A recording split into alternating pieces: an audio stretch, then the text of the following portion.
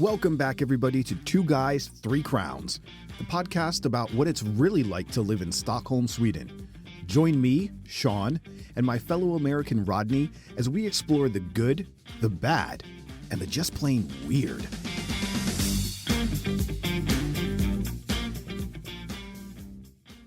Show me the way to go home. I'm tired and I want to go to bed. I had a little drink about an hour ago, and it's gone right through my head. Oh, I think we're going to need a bigger boat in here. Oh, wow. I dig it. I like we got it. a full house. And I figured, since we have a guest, Yes. everybody, Yes. bringing with the theme of an ancient culture that likes to go out on boats. Ooh. I figure there's no more boaty of a boat song than the Jaws song. Than that. I like it. Sean, as you said, we have a new guest today that we are very excited to have. Somebody that I've actually wanted to have on for a while, and everything has kind of matched up, and we have him, and we would like to welcome Erik, and I'm going to actually say Östergren. Very well done. And in English, that would be Östergren, I think. But we're gonna actually stick with the Östergren. Yes, Erik, welcome to the show. I am really excited to finally have you on board here.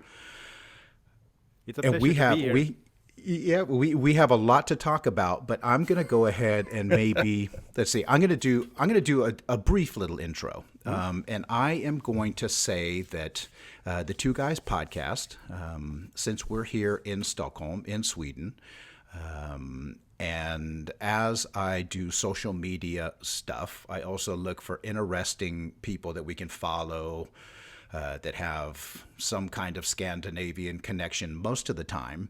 And in my searching and researching and travels, I came across the Viking Museum. And one of the reasons that I saw the Viking Museum, or that it caught my attention, was the clips that they had.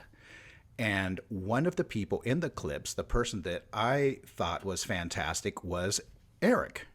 Erik was in the clip, and he was. They did the show, or some of the shows that they did do, were both in English, and then they would do a Swedish version. And you looked extremely comfortable in both of those, as well as extremely knowledgeable.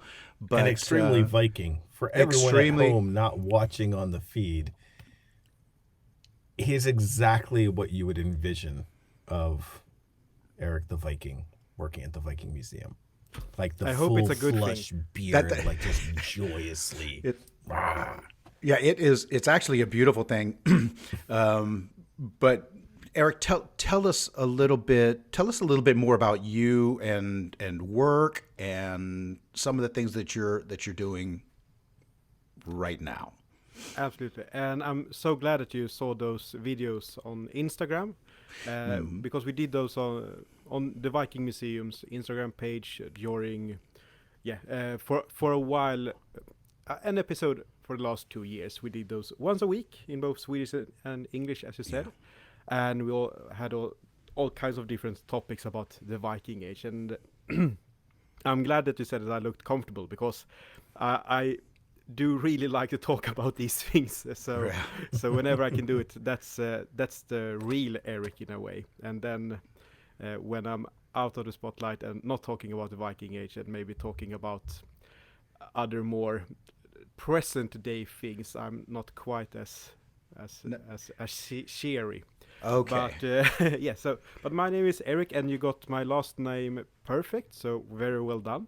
Östergren. Yeah. And now I live in Stockholm, in the part of Stockholm called Midsommarkransen, where many other people also have big beards. It's like the hipster part of Stockholm. Okay. When I moved here 7 years ago, I was like, oh, everybody looks like me. That's how you got in. These striped shirts and the lumberjack shirts and the beards and beanies. So I fit right in. And I've been working at the Viking Museum for 5 years, and I have my background in archaeology. So I have my master's degree in archaeology here in Stockholm. Okay. And I have also, I think in American terms, we talk about you major in something and then you have a minor in something. Right. And because I'm not sure we do have the same kind of terms in Sweden, and I think it's just a great way to explain it. But I also have read many things and studied many things with old Nordic languages, so Old Norse and runes and Icelandic sagas. Wow. Okay. So when my friends studied things like French and Spanish so that they could go on nice vacations in warm countries, I studied dead languages in cold countries. So my parents are quite disappointed with the vacations I wanted to take there for a while. Right. I made it work. Yeah. Say we're going north. Yeah. Yeah, no ordering beers in Spain. Just like go up to Kiruna and then you can read a rock. Yeah, and the thing is, I never been very far north in Sweden. I've been north of Sweden when I went to Norway, and I've been to Iceland and the Faroe Islands and stuff. But in Sweden, it took quite a long time before I even reached Umeå.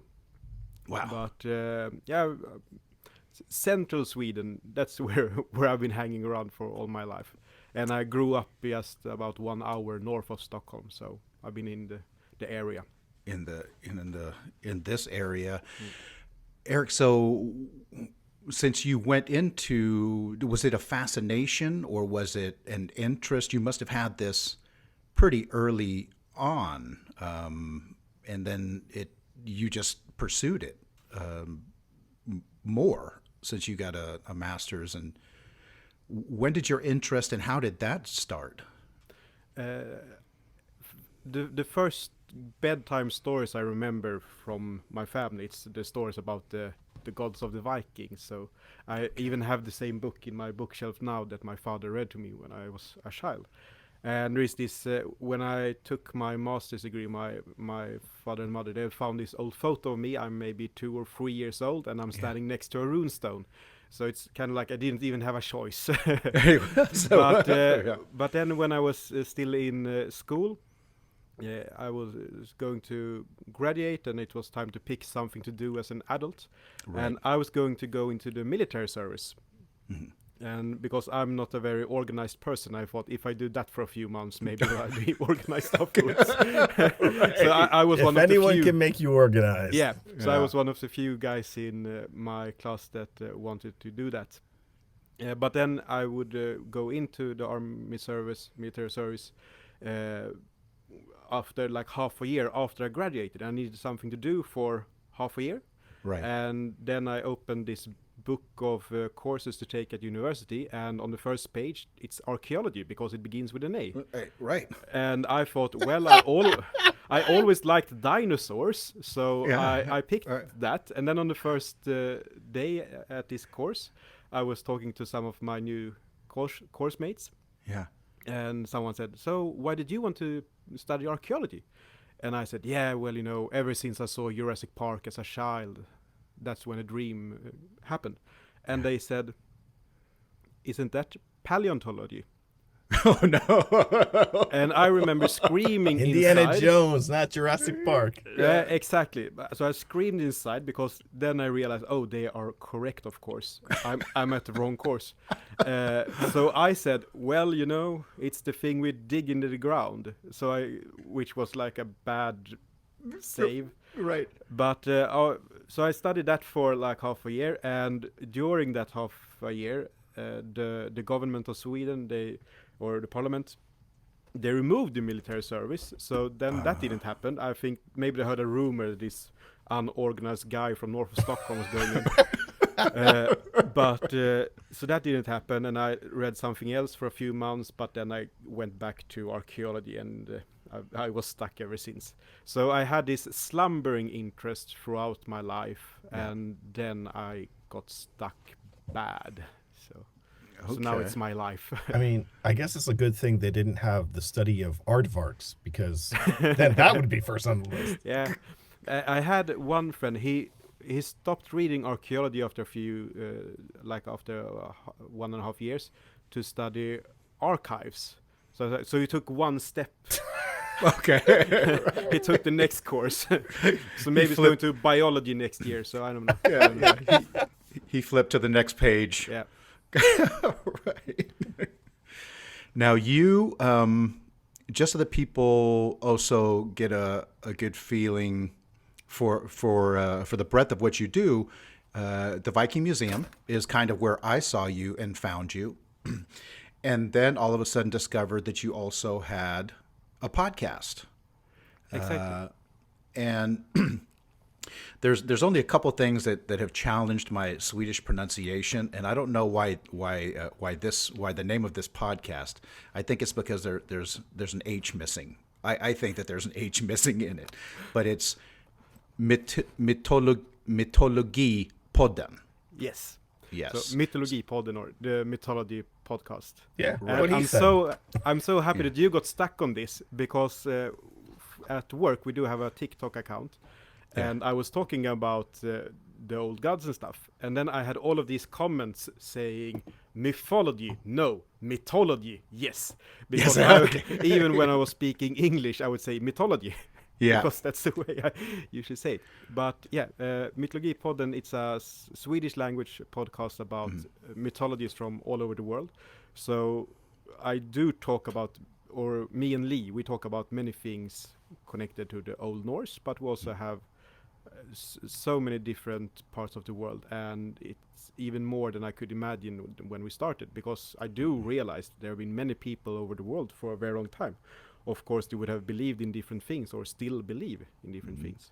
But it's real interesting to just go into these stories, and some of them are hilarious or fun, and then some are just so incredibly gory, and there are it's a lot of blood, in many myths. So yeah.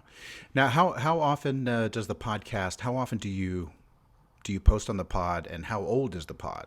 The pod has been around. Yeah, we're on season 3 now. So we started okay. in 2020, Yeah. and we started to plan before everything went south. So, Right. but then we could record a few episodes before we started to post them. But we've used, like in the first season, we did 2 episodes a month, but then we did 1 episode a month in season 2. But now Right. we're going to 1 major episode every month, and then 1 smaller episode. And the smaller episodes, me and Lee, we do those separately. So it's supposed to be like 15 minutes or so. Okay. Hey, but I mean that's part of the whole podcasting adventure, right? Is to find that rhythm and length. Now, there's also another podcast, and I'm not sure is that one that you have, and that's Vikingapodden. Vikingapodden. The Viking Podcast is also in Swedish, and that's one is at work. And we started that at the same, right after we were doing those videos that you saw on Instagram. We started to do the podcast, and then I had some experience from my other podcast, and then work and my bosses thought it was a good idea to have that as well. Right. And we've done 1 season, and it's where you can find podcasts, as one says. And I'm supposed to start the second season. I was supposed to start a few months ago, but things have gotten in the way. But I hope that I'll be able to start as soon as possible. Okay. No pressure. No, we just got a bunch of people out there waiting, but no pressure. No, and the thing is, I know that they're waiting because they message, and I met some people out there, and it's because I started to do podcasts now like 2.5 years ago, and it felt more like a project for me and my friends. But then people contact, and I understand that they like to listen, and that's so cool. And I'm happy to be able to spread this kind of knowledge. Right. Now you said you've been at the Viking Museum for 5 years, I believe. Yes. And now is the Viking Museum, I have to admit, and I told you this when we spoke briefly before, I was actually at the museum next door. Yeah. But that was intentional. It wasn't that I got lost and I ended up at the wrong museum. but the Viking Museum is actually on our to-do list. How old is the Viking Museum? The Viking Museum has been open for 5 years. We celebrated 5 years 2 weeks ago. Yeah. So I was at the first group interview they had for staff, and I've been there ever since. Okay. We are now 2 people still from the first group of staff left. Yeah. And like I have the number I have within the company. I'm number 5 because I was the 5th person to be hired, and now we're past like 110. So it just is such a it's so clear now that I've been there for a while. Number 5. Yeah. They put that serial number on you. Yeah, kind of. Yeah. And the Viking Museum is on. It's actually next to another fairly well-known Swedish museum. What could that be?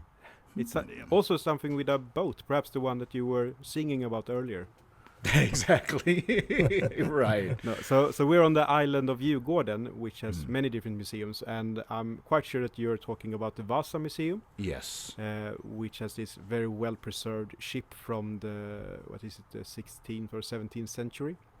But there are also other museums like Skansen is perhaps one other major one when talking about Swedish museums, and I think it's the oldest open air museum in the world. So that's kind of a big deal as well. But it's so good to work out on this island because all of the museums in the museum business everybody knows everybody. So you walk around, you can just go to all these different places, and it's so fun to have all of them collected at the same place. And it's also good when people are visiting Sweden because everything's there. Right. Now, do people look like the museum that they work at? Like when they're like when dogs look like their owners? Is that what you're hinting at? Well, no, I mean, I'm just thinking because if it is a small community, they're like, that's Erik. And we know where Erik works at. Yeah, I think the Viking Museum stuff are the ones that are most easy to recognize. And because I'm not the only one with a beard, but it's an interesting thought. But no, it's other than that, people are individuals. Right. So the ABBA museum staff aren't walking around in bell bottoms. I was actually thinking about the ABBA stuff. Because do they have these high heel boots? No, I don't think so. Platformer shoes and glitter. Oh no, here come the Viking guys. Here come the Viking guys. No, but I think like ABBA and Vikings is a very good thing to combine, because one thing is famous for going out into the world with men and women with long hair and beards, and they would change time forever, and they would have a huge impact on the surrounding world. And the others are Vikings. So, so ABBA and Vikings do have many things in common. Yeah. I think that you guys should actually do like little sporting events. Where you could have like a volleyball game where the Viking Museum challenges the ABBA Museum, but we'll have to see if we can get something like that. I'll skip the chainmail on that today. Okay. Okay. Erik, you also know a lot about, and this has been one of my fascinations for a long time, and since I was little, and I actually got to see my first one in like real life. I think it's just a couple of summers ago when we were on Öland, but I'm talking about runestones. Now, I'm so glad that you found this interest. It's a great interest to have. Yeah, I mean, I'm just so fascinated with with the fact that they're still around, and unlike some of the other. What's the other one with the rocks that's picture stones, perhaps? Stonehenge. Ah, okay. Yeah. Now Stonehenge, you have the rocks. With the stand rock on and each other. the stand around and but you have one Stonehenge. With the runestones, I mean, can I even ask? Is that even a question? Like how many runestones there are in? in Sweden? There are my colleague, he's going to laugh so much right now because I always talk about this and I always wave my hands the same way. But there are 3,200 runestones in the world and about 2,500 in Sweden.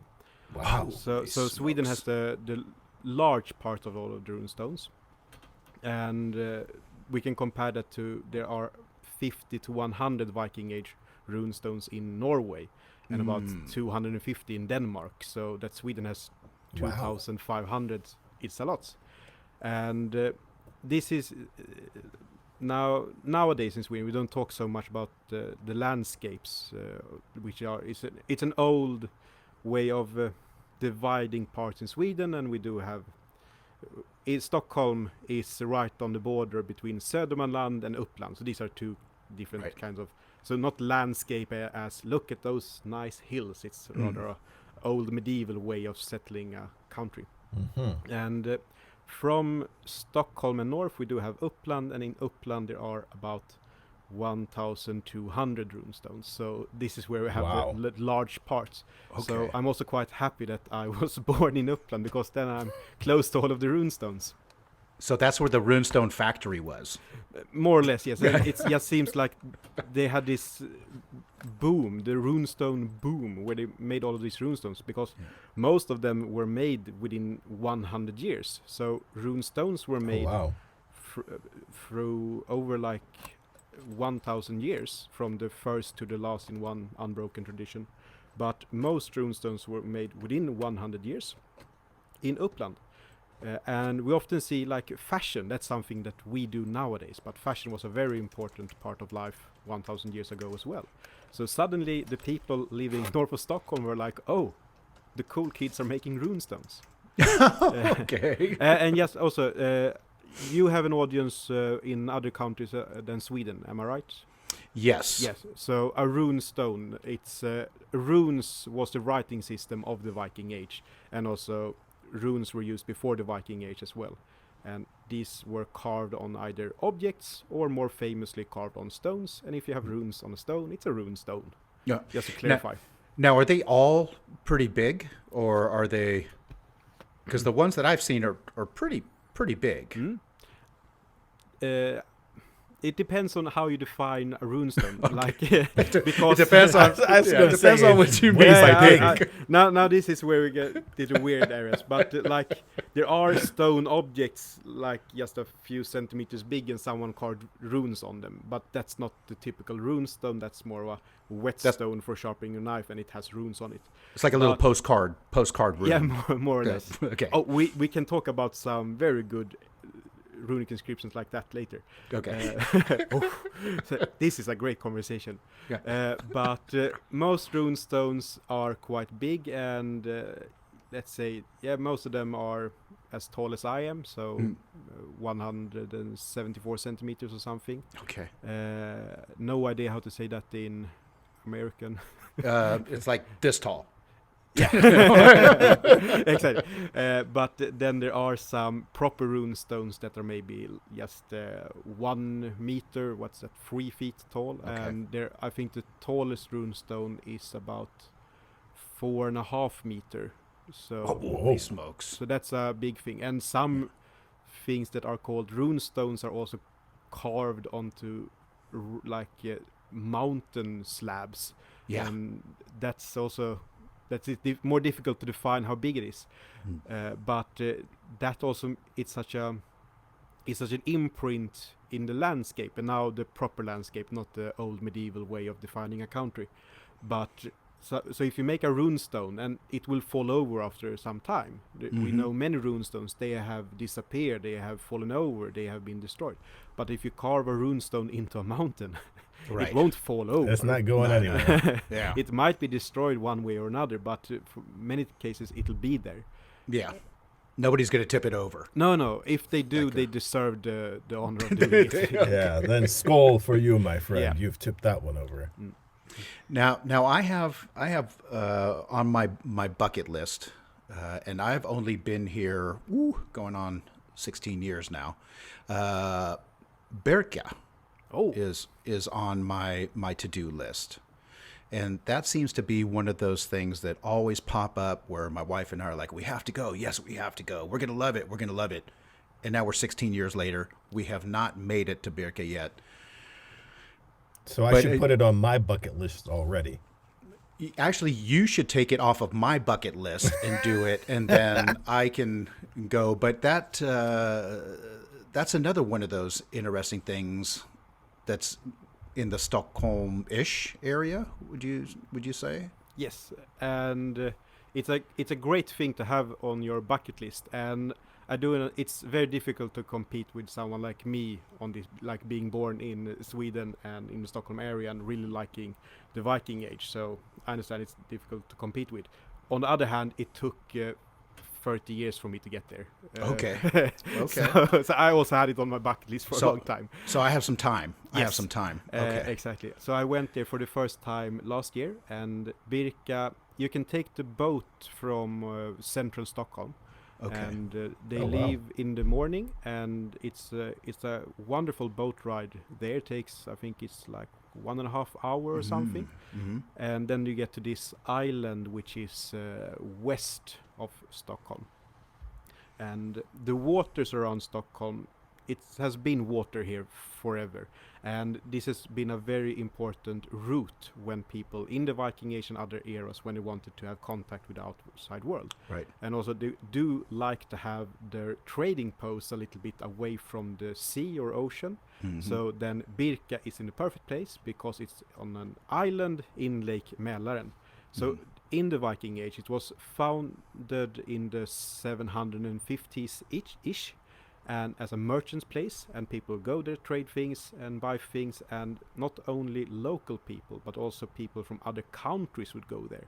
Now with the help of DNA, they have been able to DNA test graves found in Birka, and there are people that were born in Germany but they died in Birka, so people go over large areas, and there are so many interesting international objects in that trading place.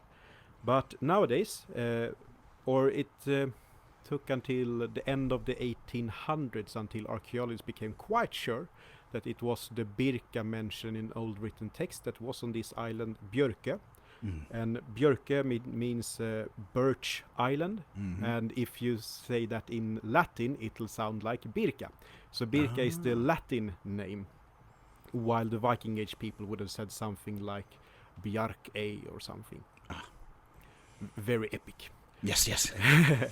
But now the town is since about 1,100 years it's been abandoned, and it appears that someone burnt Birka even. It might have been part of a bigger conflict for power. Maybe the traders at this place were too powerful, too rich, and then the Swedish king wanted to do something about it.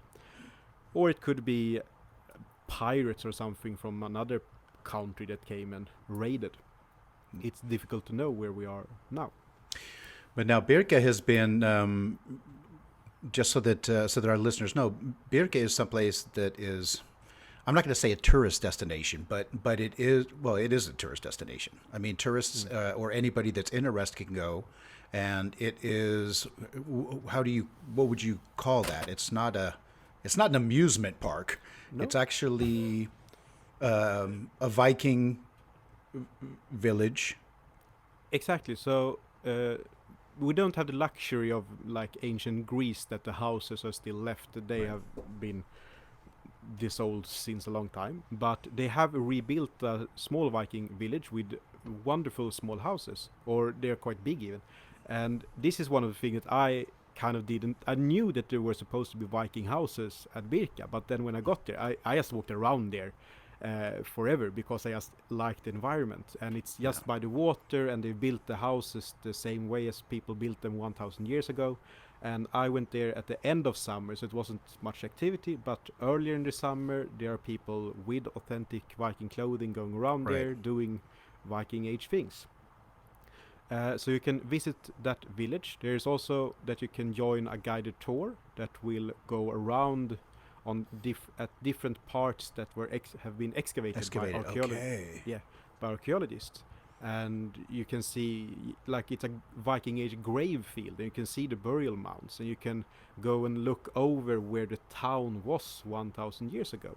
And Right. even though the houses are gone, we can still, with the help of the guide, you can get an image of what it looked like. Yeah. With all of the houses and all of the people talking, living their lives, trading things. So many people, a few thousand could, or 2,500 could live there at the same time. Right. And they also found remains of, it's called the garrison. Okay. And this is on a mountain top, and now we're not talking, not Mount Everest, more of a hilltop.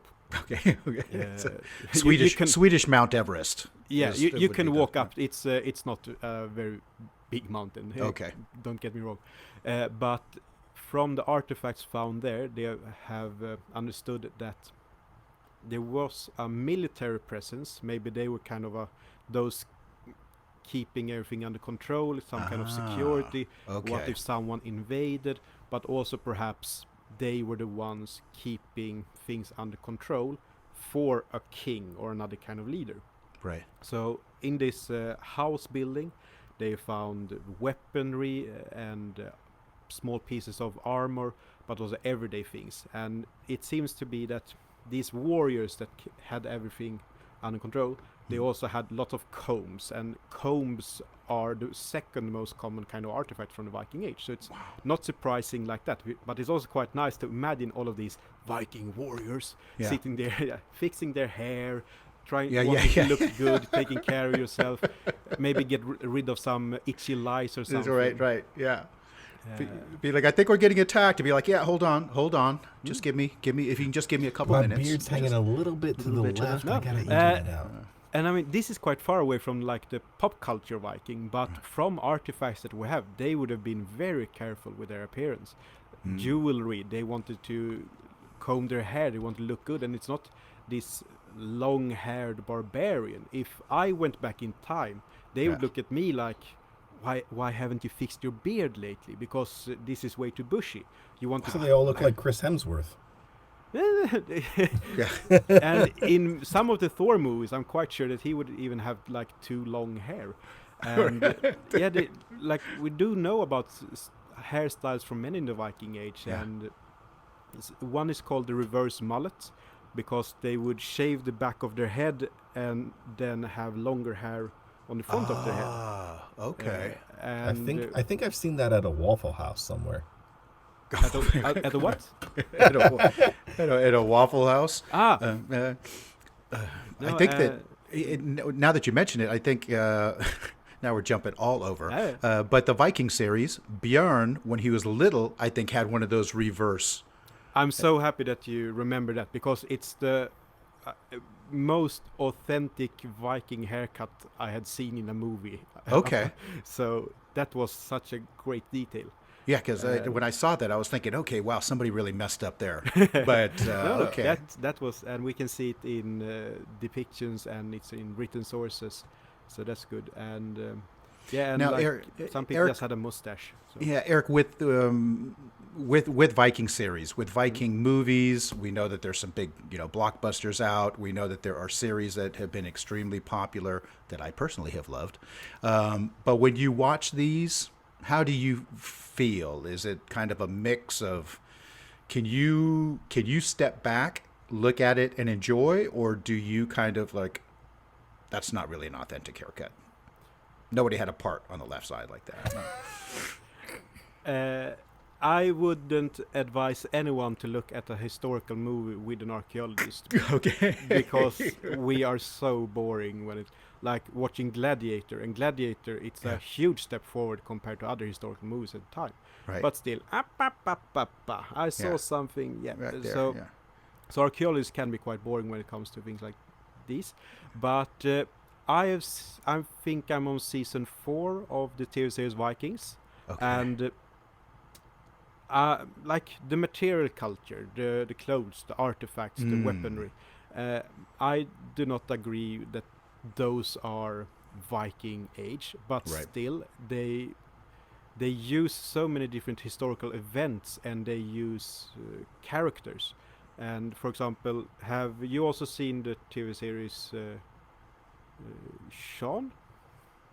I have seen the Vikings with Ragnar Lothbrok and Bjorn as Rodney was talking about, but I know there's like a million Viking things right now. Yeah, It's but like, you have seen that TV series. Yeah. So then you know the character Rollo. Yes. Yes. Yeah. Do you like him? You don't have, because I often ask people this question and they always go like this, so it's fine.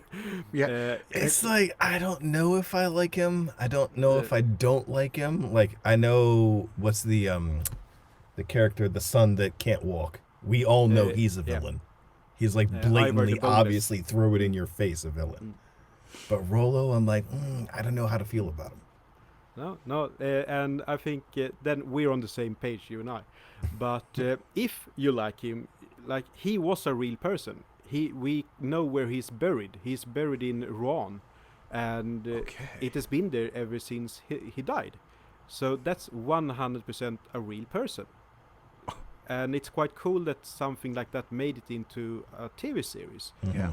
Because Vikings have been in pop culture for a very long time, but most often they create some kind of Vikingson, and because they use cool names and then they just make something Viking.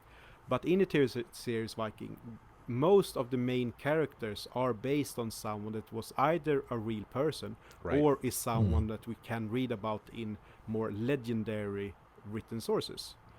Ragnar Lothbrok, he was also someone that people would talk about in the Viking Age, because we do have these early medieval written sources where he's this young prince going out into the world. It's very, very classic like that, and he fights a dragon. So it's perhaps not a documentary that's supposed to be real life, but for the people that heard it 1,000 years ago, it might have been. And we do know that there was, of course, many people in the Viking Age called Ragnar. And we do know that it was a Viking Age chieftain in the 800s, and he attacked Paris. And in the French sources, written in Latin at the time, they called him Reginheri, which is it's not a Norse or Northern name, but it could be French people trying to understand who's this Ragnar guy. Sure. So it could have been many different Ragnars, and then after a few generations of an oral tradition, they would have the super Ragnar, and he also fight dragons. Okay. And so we do have written sources for that. But in the TV series, Ragnar and Rollo, they are brothers. And if Ragnar was a real person, they never met. It's at least 100 years between them.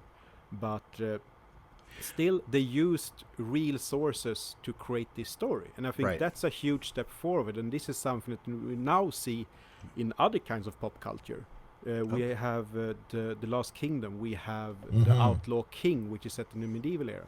People are starting to use more accurate sources. Still, they have some artistic liberties, but they use real things. And this creates an interest at work. There are people that come to my work, and their only contact with the Viking Age has been the TV series Vikings. And they want to learn more. And it's not just they want to learn more about the TV series. They already know about the actors and stuff. They want to know about the real Viking Age. So I mean, that's probably a better jumping off point than Thor. Love and thunder. And he also works because I have these school classes, and I show them different kind of piece of jewelry from the Viking Age, and I showed the Thor hammer, which was a pendant used in the VikingAge. And I asked, do anyone know what this is? And they say, it's the hammer of Thor. And then I say, and do you know what it's called? And they say, Mjolnir. So we got that down. Yeah, exactly. And then I ask them, I'm a little bit mean then. I say, you know, this from the Marvel movies or from the Viking Age? And a little bit of both.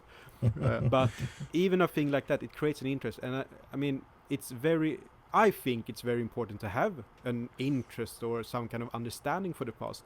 And even though if you focus on the Viking Age, you get some things just come along. And to have an understanding for people in the past, it will help people have an understanding for people nowadays.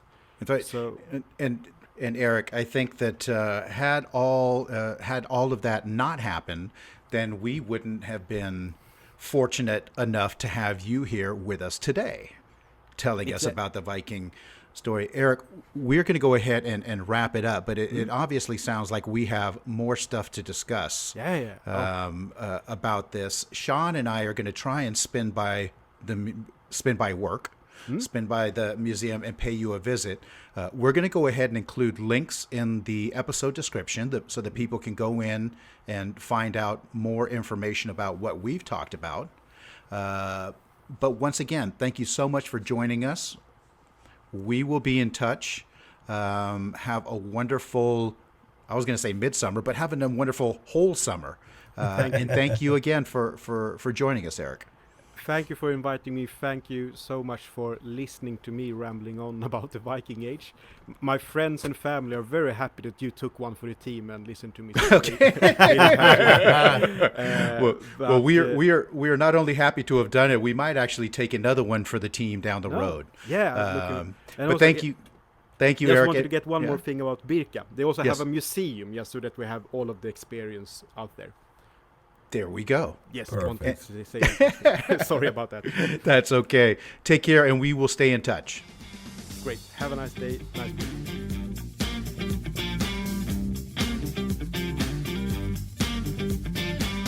All right, everyone, that is going to do it for this week's episode. Thank you so much to Erik, the Viking, for sailing on over to the podcast today. We truly appreciate it. We're going to put links in the episode description as usual, so you can go check out the Viking Museum yourself and, all the cool content that they got going on. So be sure to check that out and then come back here next time for more Two Guys, Three Crowns.